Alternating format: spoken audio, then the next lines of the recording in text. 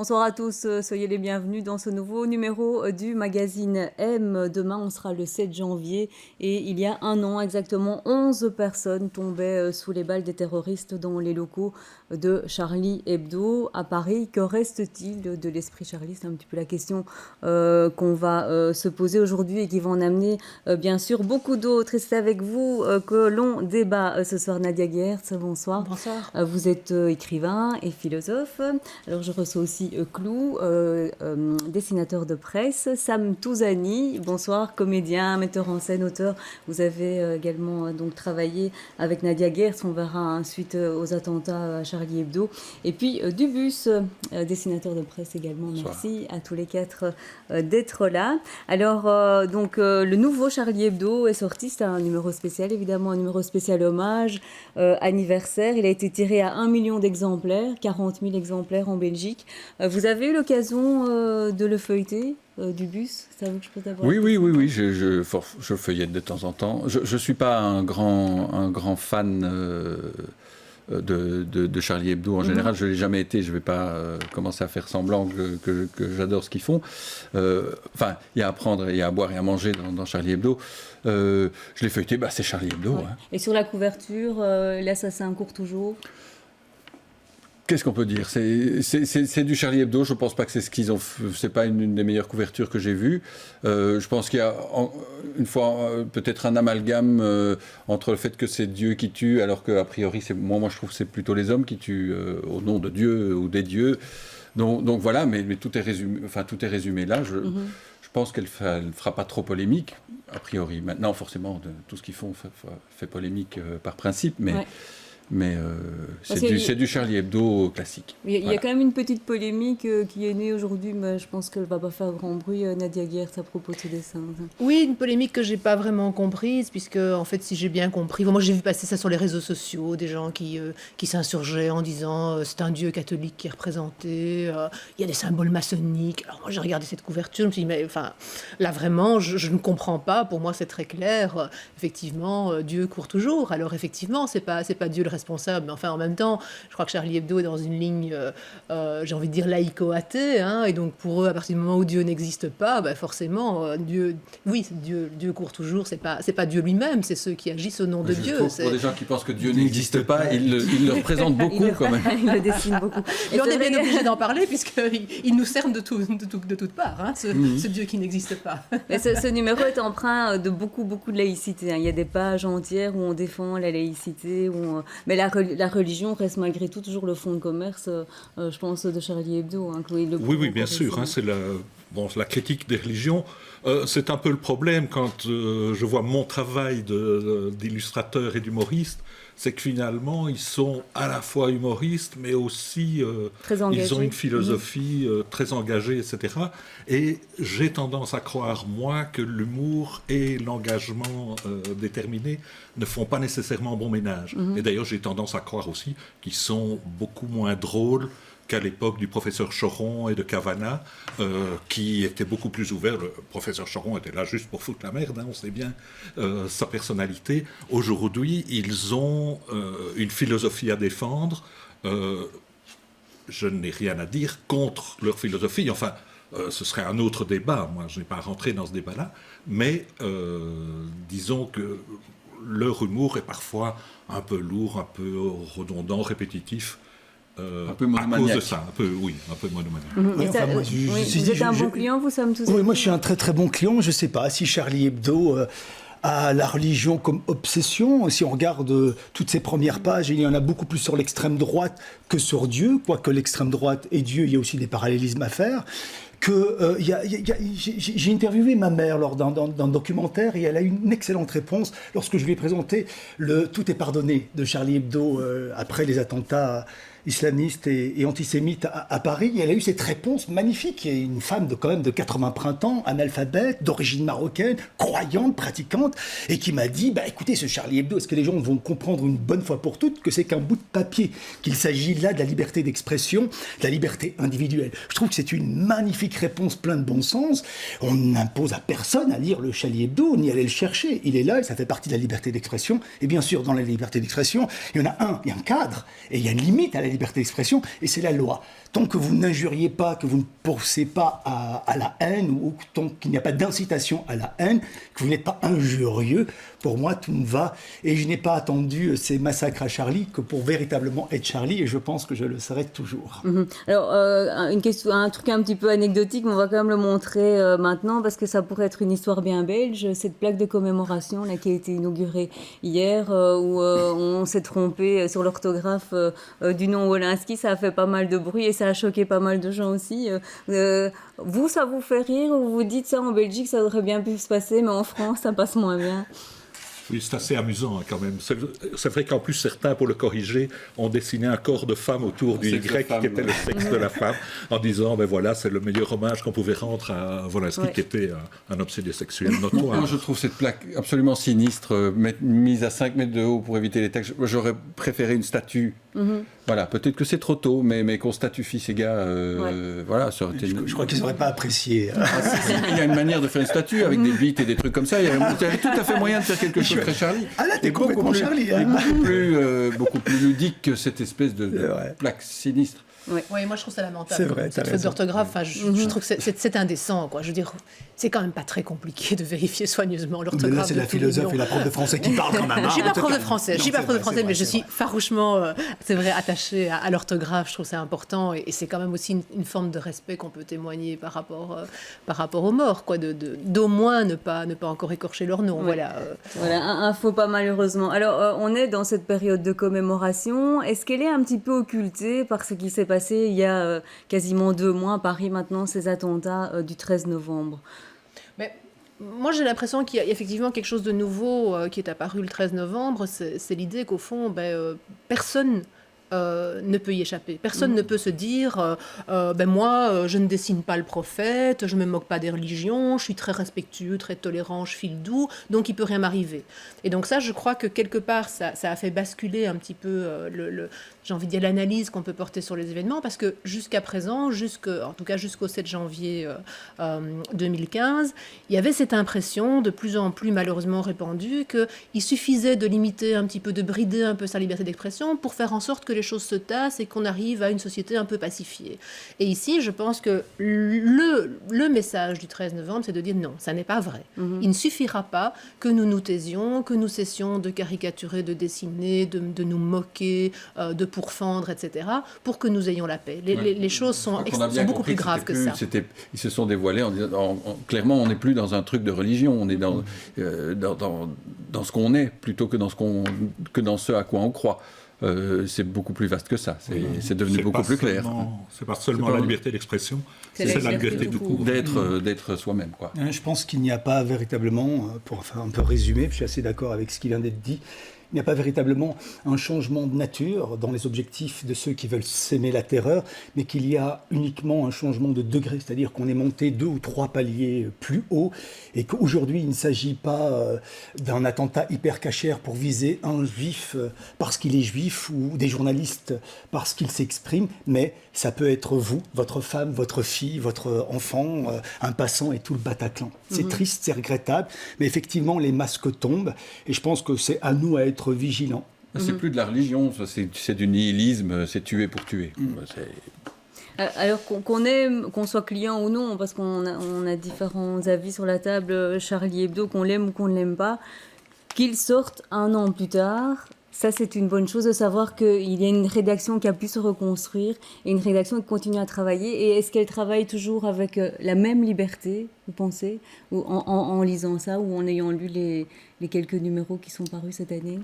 Mais c'est clair qu'ils sont aussi les héritiers des victimes du 7 janvier. Donc ils perpétuent le message et tout. Et je pense que là, quelque part, ils se sentent dépositaires d'un héritage qu'ils doivent respecter. Donc ils sont peut-être plus libres parce qu'ils doivent ils n'ont pas le choix, en fait, de garder cette impertinence. Je crois qu'ils n'ont pas le choix, effectivement. Je pense qu'il y a un devoir de perpétuer marqué l'esprit Charlie, et ceux qui auraient voulu ne pas le faire, j'ai envie de dire, auraient pu partir juste après l'attentat du 7 janvier. Ceux qui sont restés ne peuvent être restés qu'avec cette volonté farouche, j'ai envie de dire, et encore plus chevillée au corps, de poursuivre et de ne certainement pas se laisser impressionner, se laisser museler. Oui, alors évidemment, on lit et on voit, on a vu des reportages qui travaillent sous très très haute surveillance, encore plus qu'avant. Vous les voyez, Dubuis, un peu comme des héros, de continuer à travailler au quotidien avec peut-être... Moi, je pense que c'est un vrai courage physique. Je le pensais déjà avant le 7 janvier, même si c'est pas ma tasse de thé. Moi, je reconnais qu'il y a un vrai courage physique de le faire. Moi, je pourrais pas. Ça m'intéresse pas parce que pour plein de raisons, je suis pas un dessinateur engagé. J'ai pas de combat à mener. Voilà, on fait notre métier de manière un petit peu différente. On fait le même métier, mais pas de la même manière. Mais il y a un vrai courage physique. Oui, moi, j'ai pas envie de risquer ma vie pour des idées, franchement. Voilà. Comme dirait Brassens, mourir pour des idées, mais de mort lente. Ceci dit, Zineb... Même pas de mort lente. Non. Mourir pour aucune idée du tout, moi. Zineb, qui est une amie, qui travaille à Charlie Hebdo, je suis parti l'interviewer juste 3 mois avant les terribles attentats. C'était Bruno Clément qui m'avait demandé de faire un truc à l'RTBF sur la laïcité. Et j'ai insisté pour venir filmer à Charlie Hebdo. Et lorsque nous sommes revenus dans Thalys, il m'a dit « Mais pourquoi, Sam, as-tu à ce point insisté de venir faire des interviews à Charlie Hebdo ?» Je lui ai dit que Charlie Hebdo représente pour moi la liberté d'expression dans ce qu'elle a de plus irrévérencieux. Que si Charlie Hebdo tombe, nous finirons tous par tomber. Malheureusement, c'est un peu ça qui se passe aujourd'hui. C'est qu'on pousse un peu la barre plus haut. Et Zineb, notamment, je suis parti l'interviewer, elle est entourée. C'est assez infernal, en fait, et insupportable pour elle. Elle est protégée 24 heures sur 24 par 6 policiers. Et donc dans voilà, sa vie quotidienne, sa vie privée. Plus vie privée, plus vie quotidienne. En plus, elle se ramasse une fatwa de Daesh pour chapeauter le tout, j'ai envie de dire. Et donc c'est difficile, la liberté d'expression s'amenuise, se réduit, les espaces aussi, les esprits d'ailleurs aussi, et il y a de plus en plus, me semble-t-il, à l'endroit des revendications identitaires, des choses qui se font de manière de plus en plus violente. On est plus dans un rapport binaire, les bons d'un côté, les méchants de l'autre, et les espaces pour se retrouver, pour échanger, se trouvent de plus en plus limités. Les gens devraient ne pas vivre seulement les uns à côté des autres, mais véritablement vivre les uns à côté des autres. Pour ça, il faut créer des espaces. Il faut faire en sorte à ce qu'il puisse y avoir une presse libre, des gens libres et des espaces pour que les gens se rencontrent. J'aime souvent dire qu'il y a des ghettos chez nous, soi-disant à Molenbeek ou à Schaerbeek, mais il y en a aussi à Uccle. Et le problème, c'est qu'il faut pouvoir sortir de notre grille politique, celle que nous avons. Tous autant que nous sommes, nous pensons souvent lutter contre les préjugés, et en fin de compte, nous ne faisons que les réorganiser. Alors, la dessinatrice Coco, qui donc dessine pour Charlie Hebdo, dans une interview accordée au Soir, disait qu'elle revendiquait, et que tout Charlie Hebdo revendique le droit au blasphème et à l'injure religieuse. Vous revendiquez ce droit-là aussi, Nadia Guert? Évidemment, oui, de plus en plus fort. Parce que d'abord, le blasphème, c'est quand même une notion qui ne concerne que les croyants à l'intérieur même de la religion qui a défini ce qu'était le blasphème pour elle. Je veux dire, tout croyant est nécessairement un blasphémateur par rapport à toutes les autres religions. Je veux dire, à partir du moment où vous considérez, par exemple, que Jésus est le Fils de Dieu, nécessairement, ne serait-ce qu'en disant ça, vous blasphémez par rapport à la religion islamique ou par rapport à la religion juive qui ne considère pas, évidemment, que Jésus puisse être le Fils de Dieu. Donc le blasphème, c'est une notion uniquement et intrinsèquement religieuse. Et donc, elle ne concerne en rien les gens qui sont d'une autre religion ou qui n'ont pas de religion. Ça, c'est la première chose. La deuxième chose, c'est que je pense qu'on est aujourd'hui dans une pente extrêmement savonneuse, j'ai envie de dire, qui nous entraîne de plus en plus loin, qui est la pente d'une tolérance mal comprise. C'est-à-dire qu'on a de plus en plus cette impression, cette idée insidieuse qui nous est mise dans les neurones depuis qu'on est tout petit, qu'il faut être tolérant. Et quand on dit il faut être tolérant, on ne nous dit pas après vis-à-vis de quoi il faut être tolérant. Et donc on se retrouve avec des jeunes adultes, et moi j'en fais l'expérience tous les jours en tant qu'enseignante, des jeunes adultes qui croient qu'il faut tolérer les idées. Et que donc on n'a pas le droit de dire des choses qui pourraient être heurtantes pour quelqu'un parce qu'elles viendraient, j'ai envie de dire, piquer au vif ses croyances en les choses les plus sacrées pour lui. Or, en fait, les idées n'ont pas à être tolérées. Les idées peuvent être débattues, doivent pouvoir être critiquées, et ça vaut aussi pour les idées religieuses. au nom de quoi est-ce que je devrais, moi, cesser de dire qu'il me semble quand même bizarre qu'une femme ait pu mettre au monde un bébé sans avoir auparavant eu un rapport sexuel? Que je trouve que Ça, y a d'un plus strict personne qui point de croit, vue... hein. Oui, non, alors, c'est un exemple évidemment caricatural, ou de dire que le fallait attendre 2000 ans prophète pour ça. a... Ah oui, mais oui. ou Mais que nous, le on a mis 2000 ans pour se découpler de, Oui, cette, ou de de la dire religion. que le prophète On peut pas Mahomet demander a aux musulmans de voyagé faire en ça. rêve Ouais. dans 7 cieux. Qu'est-ce que c'est que ce bazar? Et en quoi est-ce que ça justifierait un quelconque sens aujourd'hui de cette religion? Enfin, je veux dire, il y a des choses qui sont absurdes dans les religions parce que ce sont des dogmes. Et donc, forcément, soit on y croit, et ça nous paraît aller de soi parce qu'on a fait ce saut dans la foi, hein, comme disait Pascal, hein, soit on n'a pas fait le saut dans la foi et on se dit, bah, ça tient quand même pas très fort debout d'un strict point de vue rationnel. Et on doit pouvoir dire ça. Non, Et- ça, je crois qu'on peut le dire. Enfin, chez nous, on peut. Ben, on peut le- c'est-à-dire Vous avez que l'impression de que la plus en liberté plus... d'expression Moi, je pense- existe encore. Moi, à je l'heure pense actuelle. qu'on a effectivement, on a mis 2000 ans à pouvoir le dire. Là, Oui, mais tout enfin, le monde peut les le dire. velléités de réintroduction du délit de blasphème ou de l'offense faite aux sentiments Donc religieux ça, c'est des vraiment un croyants risque. existent. Ouais. C'est un vrai risque, notamment par l'ECI, hein, l'Organisation de la Conférence islamique bataille vraiment pied et poing pour que ce délit soit réintégré. Il y a quand même pas mal de pays d'Europe qui, aujourd'hui encore, condamnent le blasphème sous une forme ou une Non, autre. je dis pas, il faut rester vigilant. Ça, c'est Voilà. c'est très Enfin, clair. Et on recule à ce oui, niveau-là, Oui, je parce que Ça, pour parler, ça, oui, on est dans pour un parler monde de d'islam, culture si je peux me permettre, pour parler d'islam, je pense que l'islam ne connaît pas, malheureusement encore, son aggiornamento, ne connaît pas son Vatican II. Je pense que ce sont les musulmans eux-mêmes qui doivent faire des réformes, et en particulier les femmes. Le problème, Je c'est pense qu'il y a que- plusieurs représentants de l'islam. Et c'est Justement, il n'y a difficile, pas de ouais. représentant de Un l'islam. clergé. S'il n'y a pas de Faudra- clergé en islam, tout le problème est là. Et en plus, il n'arrête pas de se diviser entre les chiites et les sunnites. Il est en train de se tuer. Il ne faut quand même pas oublier que depuis 1924, il n'y a pas eu de calife. Et qu'il y a une volonté de réintégrer le califat. Et qui, aujourd'hui, porte cette parole? Ce n'est pas les 100% de dictature dans le monde arabe, ce n'est pas le monde musulman, c'est Daesh et l'État islamique. Donc il faut comprendre que derrière tout ça, pour pouvoir comprendre le local, il faut prendre en considération tout le global. Il y a une frustration énorme depuis plus de 2000 ans et elle se fait à l'endroit du monde musulman. Donc ça ne va pas se faire du jour au lendemain, bien sûr, mais c'est pas parce que l'islam a 7 siècles de retard ou 7 siècles d'avance, c'est selon, ça dépend où on se positionne, bien sûr, que moi j'ai pas le temps d'attendre 2000 ans. Moi j'ai envie de Oui, vivre effectivement. librement, et j'ai envie de m'exprimer, et j'ai envie de vivre quelles que soient mes opinions philosophiques. Et effectivement, et je terminerai par ça, beaucoup de gens oublient que le vrai respect, parce que je préfère effectivement le mot respect qu'au mot tolérance, c'est le respect des hommes et des femmes, pas des idées. Les idées sont faites là pour être boxées, bousculées dans tous les sens, et c'est en créant des débats d'idées que nous pouvons nous élever un tout petit peu. C'est en nommant véritablement les choses. Albert Camus disait quelque chose de très fort, mal nommer les choses, c'est ajouter au malheur du monde, ce qui veut peut-être dire par extension que bien les nommer peut peut-être ajouter au bonheur du monde. Alors, on va poursuivre en parlant du travail des dessinateurs de presse. Hein. Vous dessinez quotidiennement du bus. D'ailleurs, on va montrer les 2 derniers dessins que vous avez fait. Donc, ça, c'était le premier. Donc, c'était aujourd'hui par rapport à la grève à la SNCB. Oui, il y a Dieu, tiens. Oui, et puis justement, il y a un Dieu qui est triste, qui trouvait que c'était mieux avant, en tout cas à l'époque où Michel Galabru et Michel Delpech étaient en grève. Voilà, mais il faut dire quand même que 95% du travail du caricaturiste, c'est traiter des sujets pareils qui sont Mais est-ce pas qu'en polémiques. 2015, vous n'avez pas plus dessiné quand même de dessins liés au terrorisme, à par l'État la- islamique Par la force des choses, j'ai ouais. dessiné plus de barbus avec des kalachnikovs. J'ai passé mon temps sur Google à trouver des photos de kalachnikovs. Si un jour on doit m'espionner ce que je fais, alors je risque un jour d'avoir Et quand vous le police. faites, quand vous Oui. devez dessiner, par exemple, au lendemain des attentats du 13 novembre, quand vous devez faire des dessins comme ça, à un moment vous dites attention, il ne faut pas que j'aille trop loin. Là, ça a été un petit peu délicat parce qu'on a connu, juste parallèlement à ça, chez nous, le Brussels lockdown, où tout pouvait péter d'un moment à l'autre. On ne savait pas que ça allait peut-être...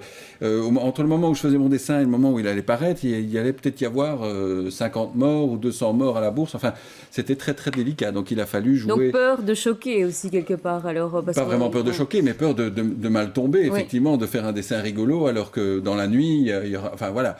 Donc, il a fallu être sur la corde raide. C'était un peu un travail d'équilibriste toute cette semaine-là. Mais sinon, je fais mon métier de la même façon qu'avant. Moi, j'ai pas l'impression d'avoir changé. Mais... Et donc là, forcément, on ne fait pas toujours des dessins rigolos. On fait parfois juste des dessins qui montrent un peu la société, qui sont un résumé moi, en j'essaie quelques toujours traits. quand même d'essayer de faire sourire un petit peu. C'est un besoin. Mon boulot, aussi moi, pour c'est pas comme Charlie Hebdo d'essayer de changer le monde, parce que c'est un petit peu ça qu'ils essaient de le faire évoluer. Moi, j'essaie juste au mieux de le rendre un petit peu plus supportable. Tu le fais très bien, d'ailleurs. Voilà, mais c'est juste ma seule ambition, merci. Mais c'est vrai qu'il y a une part quand même. On va montrer, parce que quelques dessins que vous avez faits, je vous ai pas oublié, on va les montrer. Et donc on voit déjà ces dessins, ça devient de plus en plus dur de dessiner. Si vous pouvez commenter. Ça c'était le Charlie, dessin est déjà ouais. parti, mais l'idée c'était que les dessinateurs croulent sous les hommages.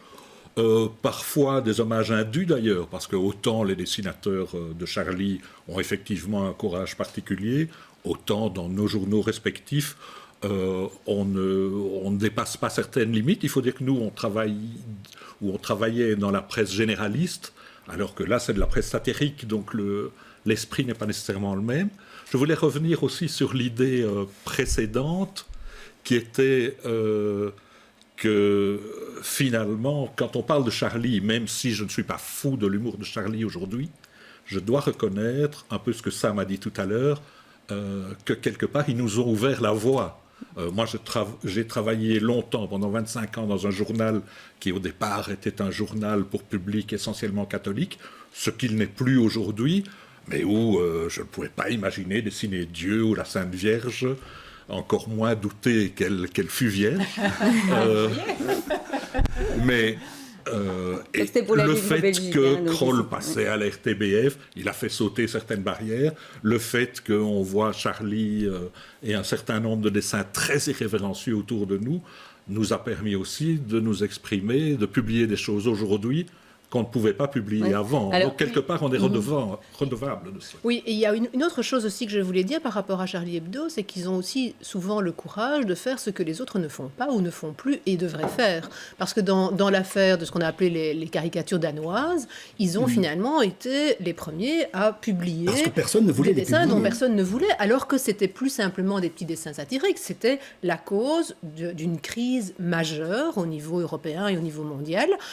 Et donc, à un moment donné, ce sont aussi des francs-tireurs qui font ce que je pense tout journaliste digne de ce nom, j'ai envie de dire, toute rédaction digne de ce nom devrait oser faire.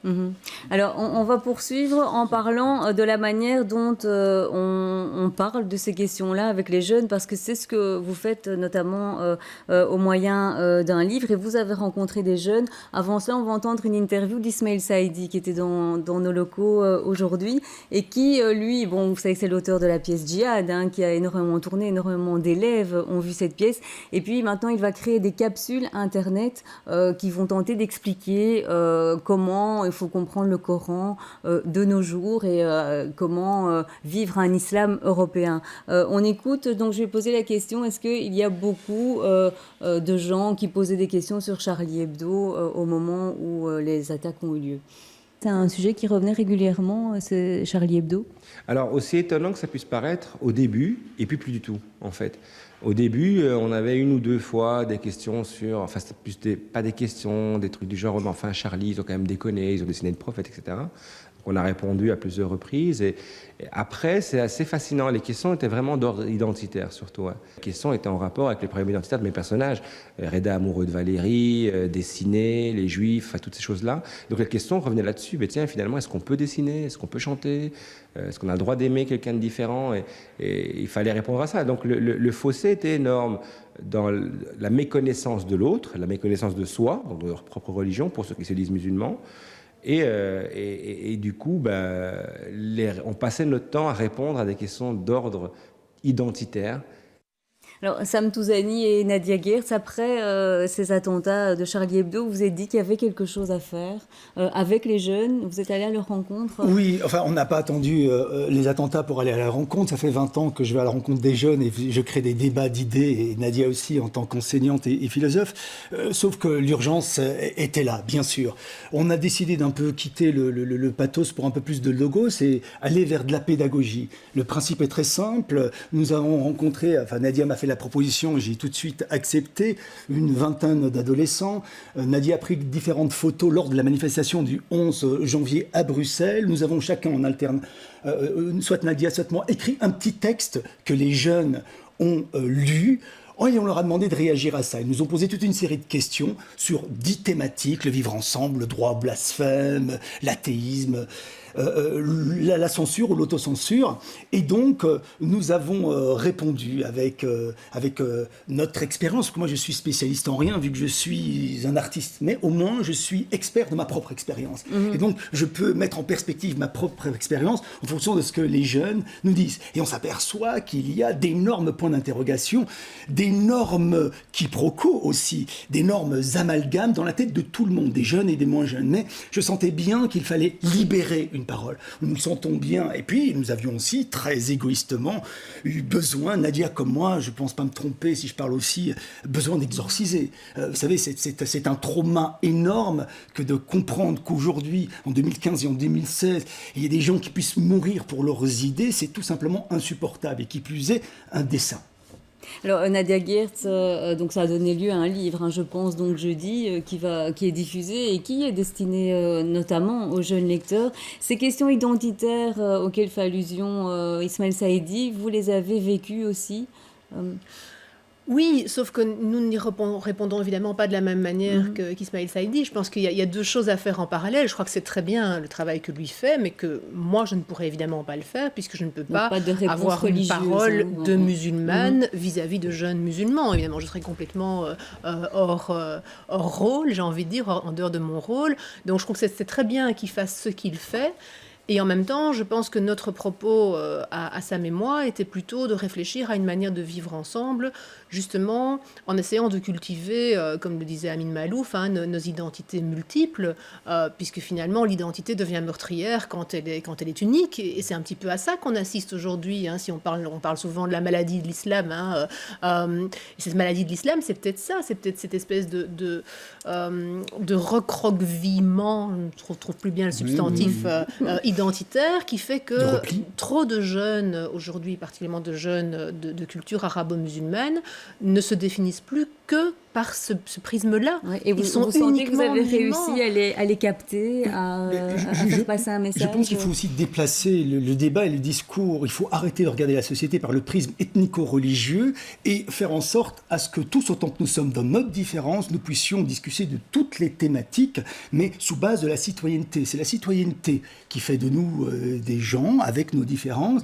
Alors moi, vous savez, aujourd'hui, je suis ce qu'on appelle vulgairement un espèce un peu à mon insu, d'ailleurs un produit de la diversité, mais aujourd'hui, à la diversité, je préfère l'égalité.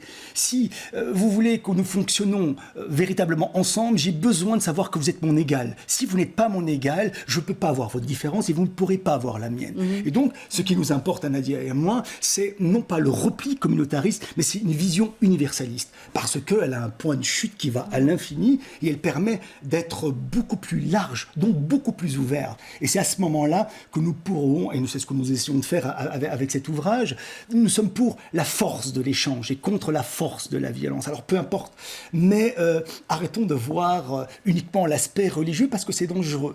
C'est d'ailleurs le discours un peu de Tariq Ramadan qui dit écoute, on t'a rejeté comme français ou comme belge, impose-toi comme musulman. Non, moi je pense que la religion c'est d'ordre privé, qu'il faut véritablement séparer le temporel du spirituel et ce qui nous rapproche, c'est notre humanité. Donc parlons de ça. Voilà, pas facile. Quelque chose par rapport à ce livre. En fait, ce livre ne s'adresse pas spécifiquement aux jeunes musulmans. D'abord parce que justement on ne veut pas faire de communautarisme, donc on n'a pas fait une espèce de manuel de prêt-à-penser pour le jeune musulman de Belgique. Il s'adresse aux jeunes, il s'adresse aux adultes, aux enseignants, etc. Mais c'est un outil pédagogique intéressant. C'est un outil pédagogique, exactement. Et j'ai envie de dire que j'ai presque envie de m'adresser plus à ceux qui prônent une tolérance mal comprise qu'aux musulmans. Parce que moi, ce que je trouve désastreux aujourd'hui, c'est cette espèce de chape de plomb nourrie par le sentiment qu'il faut éviter de froisser, qu'il faut éviter de choquer. Quand dans certaines classes aujourd'hui, j'aborde des questions qui fâchent, des questions sensibles, et que des jeunes adultes qui ont quand même minimum 20 ans au moment où ils abordent me disent on est bien content d'aborder ça avec vous parce que c'est la première fois qu'on en parle. parce qu'on n'a jamais osé, Mhm. parce qu'on sait que ces questions sont là, mais qu'on sait que si on en parle, ça va susciter des tensions entre nous, et on n'a pas envie, parce qu'on s'aime bien et on s'entend bien, si on évite de parler de tout ça, je trouve ça très préoccupant. Je me dis, mais il faut à un moment donné que quelqu'un Forcer, mette le pavé forcer dans la discussion. mare Ouais. et dise, voilà, mettons les choses à plat et apprenons à discuter, à constater qu'on n'est pas d'accord. Ouais, d'ailleurs, Ouais, je vois que Sam vous a dit, oui. vous avez beaucoup de choses à dire, Mais mais on oui. va devoir conclure. Ah, d'accord, mais d'accord. Mais Ce sera le dernier mot que vous je avez. pense que l'enjeu est là. Je pense que l'enjeu de demain, pour cette fameuse question du vivre ensemble, d'ailleurs, qui est un peu une espèce de mot valise et un fourre-tout, je pense que ce qui est important de savoir, c'est que le sacré des uns n'est pas le sacré des autres. Et que nous serons... Et que chacun vit avec du sacré. Mais chacun avait du sacré, que justement, nous devons travailler pour que... Et nous devons apprendre à accepter ce qui ne nous plaît pas. Oui, voilà, ce sera votre conclusion. Moi, j'ai encore juste un petit mot. Donc, on va quand même remontrer la couverture du bus de votre livre sorti c'est en pas fin la peine, d'année, Trou de balle, mais qui est... il est sold Donc, out. rien que le titre avait déjà l'évocation, en tout cas, de par rapport à ce qui s'est passé à Charlie Hebdo en 2015. Et alors, ce que je voulais vous demander rapidement, demain, pour cette date anniversaire, que vous allez faire comme dessin? Il est déjà fait. J'ai repris la couverture de ce Charlie Hebdo et voilà. Un an après, j'ai fait Charlie court toujours. Et puis, bon, je ne vais pas tout vous raconter, Non, mais ouais. comme ça, vous À verrez. découvrir dans le demain, journal. dans la dernière heure. Voilà. et la Ma livre grosse de- différence, ouais. moi, c'est que je considère l'humour comme une arme défensive et pas comme une arme offensive. Ok, et Clou, un dernier mot aussi, vous serez, je pense, avec du bus aussi au Cartooniste, qui est une galerie qui organise une Un journée groupement de d'hommage. caricaturistes Ouais. francophones et flamands. Et donc tout le monde qui- sera là en fait et on pour sera- rendre Voilà le hommage. vrai Et vivre ça, ce ensemble. sera, Ah oui, mais ce on sera met vendredi. Voilà, merci. Il faut reconnaître qu'on dit un peu le contraire des propos irénistes qu'on vient d'entendre ici. Nous, les dessinateurs, on est toujours là pour foutre la merde. Très bien. C'est notre philosophie. C'est un peu votre rôle. Vous avez notre on n'est pas là. bénédiction. Merci à tous les quatre trop, d'avoir été mes invités ce Merci à soir. vous. C'est la fin de cette émission. Avec On se retrouve plaisir. bien sûr demain pour Merci. un nouveau numéro du magazine M.